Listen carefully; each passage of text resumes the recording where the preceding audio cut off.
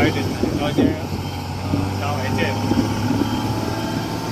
Road making machine called fire म्हणून आम्ही रोकडे 1 मिनटा पसून आमचा टर्नआउट केला आणि आम्ही स्पॉटार पावले आणि पळयता जाल्यार एका उजो लागलेलो एका दामार दामारची हे ती रोड मेकिंग हे रोकडेच आमच्या फायर फायटरांनी हे होज लायलो आणि स्टार्ट केले फायर करपाक आणि ते एक्सटिंग्विश ऑलमोस्ट जाला तो आता तरी ते आता सारखे कंप्लीट करून वयता.